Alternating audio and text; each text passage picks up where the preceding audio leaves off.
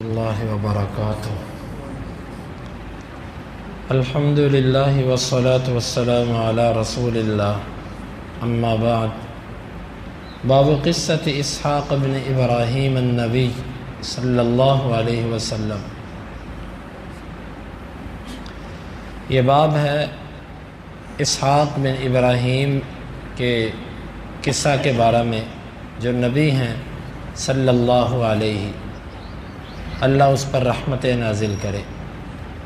فیہ ابن عمر و ابو ہریرۃ عن النبی صلی اللہ علیہ وسلم، اس میں ابن عمر اور ابو ہریرہ رضی اللہ عنہ والی حدیث ہے۔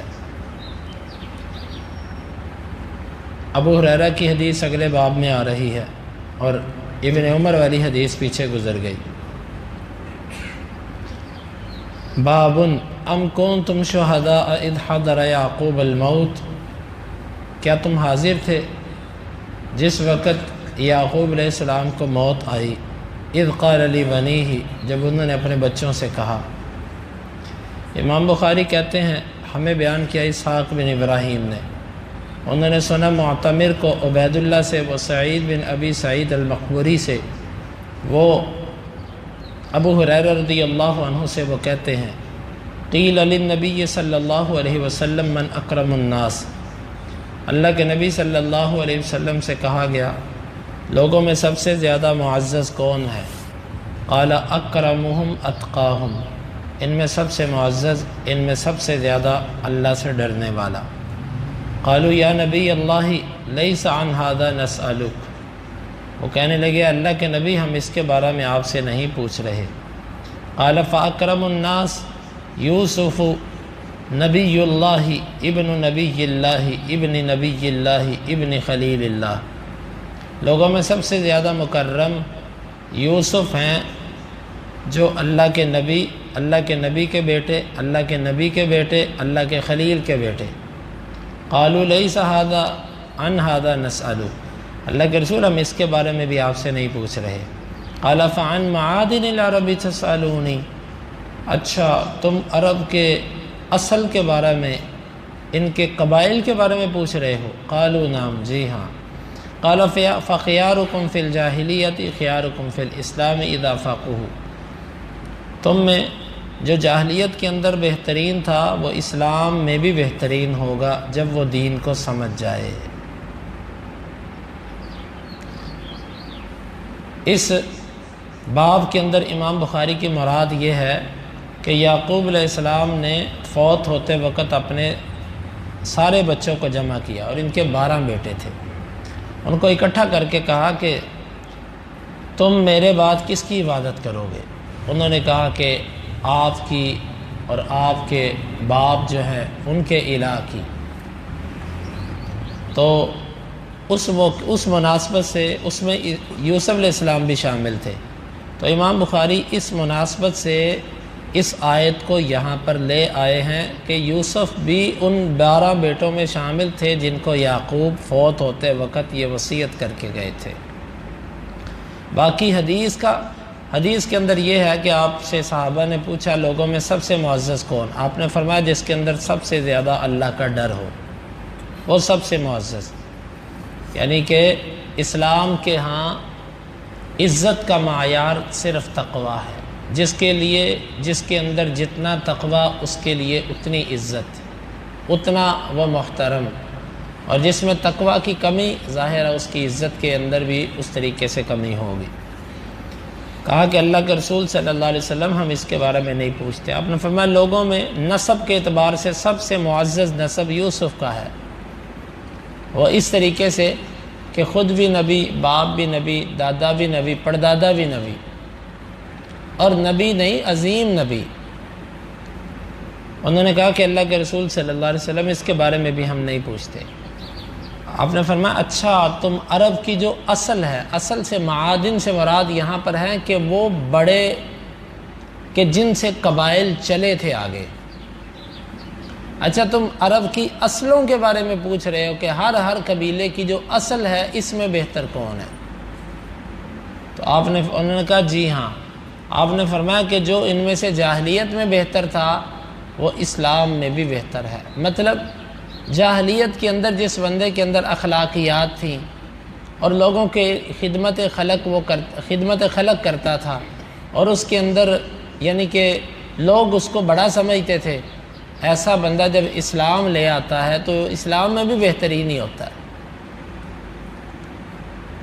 مطلب اس کا یہ ہے کہ جو بندہ دین کے علاوہ اسلام سے پہلے لوگوں کی نظروں میں معزز جانا جاتا ہو، اسلام اس کو نیچے نہیں کرتا، اسلام اس کی عزت کو اسی طرح اسلام میں بھی باقی رکھتا ہے، لیکن کب؟ اذا فقہوا، جب وہ دین کو سمجھ جائیں، جب وہ دین کو سمجھ جائیں تو اس وقت ان کی عزت اسی طرح اسلام کے اندر باقی رہتی ہے۔ باب ولوطا اذ قال لقومه اتأتون الفاحشة الى قوله فساء مطر المنذرین، یہ باب ہے، اور لوط جب انہوں نے اپنی قوم سے کہا کیا تم فحاشی کو آتے ہو، یہاں تک فساء مطر المنذرین، ڈرائے ہوں کی بارش بری ہو گئی۔ امام بخاری کہتے ہیں کہ ہمیں بیان کیا ابو الیمان نے، وہ کہتے ہیں ہمیں بیان کیا شعیب نے، ہمیں خبر دی شعیب نے، وہ کہتے ہیں ہمیں بیان کیا ابو الزناد نے اعرج سے، وہ ابو ہریرہ رضی اللہ عنہ سے، کہ اللہ کے رسول صلی اللہ علیہ وسلم نے فرمایا یغفر اللہ للوط ان کان لا یأوی الی رکن شدید، اللہ لوط علیہ السلام کی مغفرت کرے، وہ رکن شدید کی طرف پناہ پکڑا کرتے تھے۔ رکن شدید سے مراد قوم، مضبوط قبیلہ اور خاندان۔ اس کا یہ معنی نہیں ہے کہ وہ اللہ سے پناہ نہیں پکڑتے تھے، بلکہ جس وقت ان کے پاس مہمان آئے تو انہوں نے اپنے مہمانوں کو اطمینان دلانے کے لیے اور یہ بتانے کے لیے کہ میں کتنا بے بس ہوں، اس وقت کہا تھا کہ آج کاش کہ میری کوئی قوم ہوتی، یہاں پر قبیلہ ہوتا، تو میں اس کے ساتھ مل کر اپنے ان مہمانوں کا دفاع کرتا اور قوم کے ساتھ میں لڑائی کرتا، لیکن آج میرے پاس کوئی مضبوط پناہ نہیں ہے۔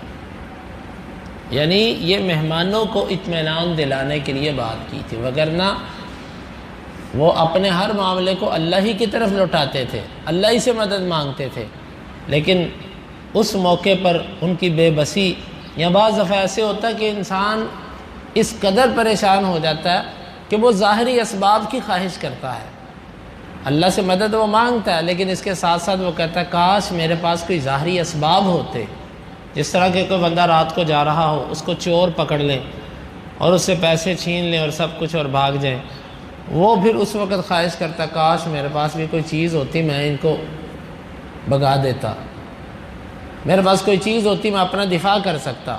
یہ وہ کیفیت ہے کہ ظاہری اسباب کی خواہش کی تھی۔ تو ظاہری اسباب کی جو خواہش ہوتی ہے یہ توکل کے منافی نہیں ہوتی۔ بعض لوگ توکل کا معنی یہ سمجھتے ہیں اسباب ہو نہ ہو بس تم اللہ پر چھوڑ دو، نہیں، اسباب کی خواہش کرنا یہ توکل کے منافی نہیں ہے۔ تو لوط علیہ السلام یہاں پر اسباب کی خواہش کرتے تھے کہ کاش کہ میرے پاس مضبوط قوم ہوتی جو آج میرے ساتھ کھڑی ہونے والی ہوتی، تو میں ان کے ساتھ لڑتا۔ باب فلما جاء آل لوط المرسلون قال انکم قوم منکرون، یہ باب ہے جب وہ آل لوط کے پاس آئے رسول تو انہوں نے ان سے کہا کہ تم نا پہچانے ہوئے لوگ ہو، یعنی جب فرشتے آئے تو لوط علیہ السلام ان کو پہچان نہیں سکے، کہا کہ عجیب لوگ ہو، کون ہو آپ؟ انہوں نے پھر اپنا تعارف کروایا کہ ہم، اس وقت تعارف بھی نہیں کروایا، خاموش رہے، اپنا تعارف بھی اس وقت کروایا کہ جب قوم بالکل ہی لوط علیہ السلام کو مجبور کر رہی تھی کہ ہمیں مہمانوں تک جانے دو، اس وقت اپنا تعارف کروایا کہ ہم اللہ کے رسول ہیں، لن یصلوا الیک، یہ تیرے تک پہنچ نہیں سکتے، اب پیچھے ہو جاؤ۔ اسی لیے عقیدہ قرآن سے لینا چاہیے، نبی علم غیب نہیں رکھتا، میرا اللہ بتائے تو پتہ چلتا ہے، رب نہ بتائے تو پتہ نہیں چلتا۔ یہاں پر لوط علیہ السلام کے پاس نوجوان آئے، ان کو نہیں پتہ چلا، پیچھے ابراہیم علیہ السلام کے پاس گئے، ان کو بھی نہیں پتہ چلا، وہ بھی بچڑا ذبح کر کے لے آئے، کاش کہ ہم غلو سے بچ جائیں۔ ہم جب کسی سے محبت کرتے ہیں نا تو ہم پھر اس کی محبت میں اپنی طرف سے بہت ساری چیزیں داخل کر دیتے ہیں، حالانکہ خالص محبت یہ ہے کہ ان کے فضائل، ان کی شان میں اتنی بات کرو جتنی اللہ نے اجازت دی ہے، اللہ کے حقوق ان میں نہ داخل کرو۔ یہی مبالغہ ہے، یہی فساد اور فتنے کی جڑ ہے۔ اور آپ نے واضح طور پر فرمایا کہ لا تطرونی کما اطرت الیہود والنصارى، تم میری شان کے اندر یوں مبالغے نہ کرنا جس طرح یہودیوں عیسائیوں نے اپنے اپنے نبیوں کے معاملے میں کیا۔ اب کہا کہ تم نہ پہچانے ہوئے لوگ ہو، اور ایک لفظ ہے برکنہ، برکنہ کا معنی یہ ہے بمن معہ لأنہم قوتہ، پورا لفظ فتولی برکنہ، وہ پھرا اپنی قوت کے ساتھ، اس کا معنی یہ بنتا ہے ان کے ساتھ جو اس کے ساتھ تھے، کیونکہ وہی اس کی قوت تھے۔ ترکنو، ترکنو کا معنی ہے تمیلو، تم مائل ہو جاؤ، یعنی ولا ترکنو، نہ تم مائل ہونا۔ فانکرہم ونکرہم واستنکرہم واحد، تین لفظ آتے ہیں، انکرہ، نکرہ، واستنکرہم، تینوں کا معنی ایک ہی ہے کہ اجنبی جانا، کسی کو پہچان نہ پائے۔ یہرعون، اس کا معنی ہے یسرعون، وہ تیز دوڑ رہے تھے۔ دابرہ، دابرہ کا معنی ہے آخرہ، آخری۔ صیحہ، اس کا معنی ہے ہلاکہ، ہلاکت۔ للمتوسمین، اس کا معنی ہے للناظرین، دیکھنے والوں کے لیے۔ لبی سبیل، اس کا معنی ہے لبی طریق، رستہ۔ امام بخاری کہتے ہیں ہمیں بیان کیا محمود نے، وہ کہتے ہیں ہمیں بیان کیا ابو احمد نے، وہ کہتے ہیں کہ ہمیں بیان کیا ابو اسحاق سفیان نے، وہ ابو اسحاق سے، وہ اسود سے، وہ عبداللہ رضی اللہ عنہ سے، وہ کہتے ہیں قرأ النبی صلی اللہ علیہ وسلم فعلم مدکر، اللہ کے نبی صلی اللہ علیہ وسلم نے پڑھا، کیا کوئی نصیحت پکڑنے والا ہے؟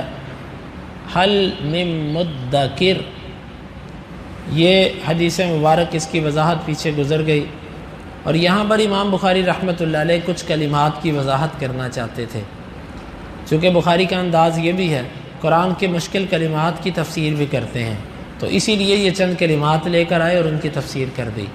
اللہ رب العالمین سے دعا ہے اللہ تعالیٰ ان احادیث کو سمجھنے کی، ان کے تقاضوں کو پورا کرنے کی توفیق عطا فرمائے۔